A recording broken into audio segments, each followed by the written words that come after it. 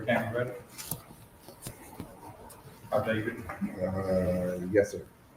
Coach, opening statement, then we'll go. This past weekend, we broke camp with our final scrimmage. It was a solid outing, a lot of situational football this past weekend, but good camp for JSU football. I thought we identified some guys that's going to be able to make plays for us this season. So as of right now, it's all about flipping the switch, and we're getting ready for Hampton August 30th. So coaches in the meeting rooms right now getting those plans together to go out here and have a good show August 30th. But we're getting ready for another amazing season. I really feel good about this football team. Our depth is solid in all three phases. So, we're looking forward to it.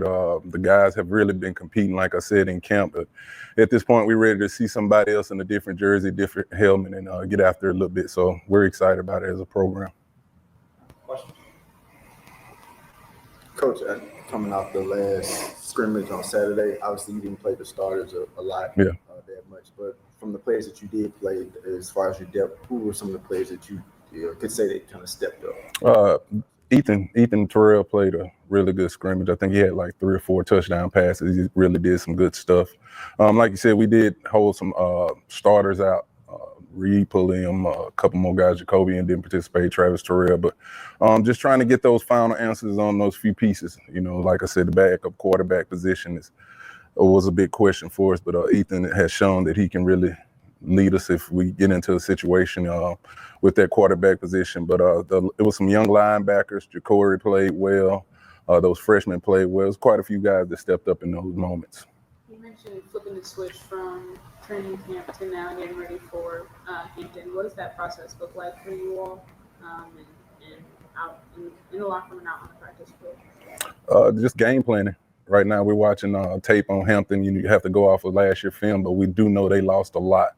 They have a young football team. A lot of freshmen and sophomores over there did acquire a few transfers, but right now it's all about us game planning and getting the best plan we can together for our guys. We don't want to overload them a lot. It's going to be a hot game. The conditioning is going to play a big part. I think it's 2-3 o'clock kickoff. So we really got to focus on the hydrate conditioning this week. And we get an extra week. That's what I told the guys. We're going to start on Hampton, get an extra week of work. But it's all about those coaches in the defensive room, offensive room, for us putting a good plan together and getting ready for that football game. Coach, can you touch on the growth you've seen week in and week out since camp started up till now? They just been, it's kind of the same mentality last year's team. I see a lot of similarities there.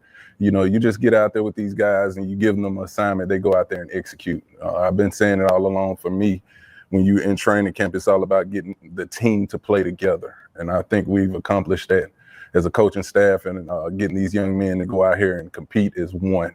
It's not a lot of me guys on this football team. They all believe in one thing, and that's wins. It's my phone. Sorry about that. Coach, the standard, the expectation of success has been at a certain level for a long time around here now. But coming off of the championship, how much does that sort of even elevate those things to another level with this team? These guys are still hungry. They're not complacent. The staff is not, the coaching staff is not complacent. We play games to go win championships, and that's what it's all about. But you got to take it one game at a time. We don't want to take anybody lightly, starting with Hampton. But our goal is still the same deal, win the East. We have to start by winning the East, then the SWAC championship. We want to host another SWAC championship and then be playing in December. But, it's the things that we talk about in the beginning of camp. We got to play physical. We got to execute, and we got to play with maximum effort. But these guys, they know what championship football looks like. The staff knows what championship football looks like, and they go out there and do it every day. That said, what questions do you have about this team? Because this, as you said a couple of weeks ago, this is a new season. Everybody has to hit the reset button at this point, too. It's the new pieces that we've added, some of the new names. What are they going to look like in football games?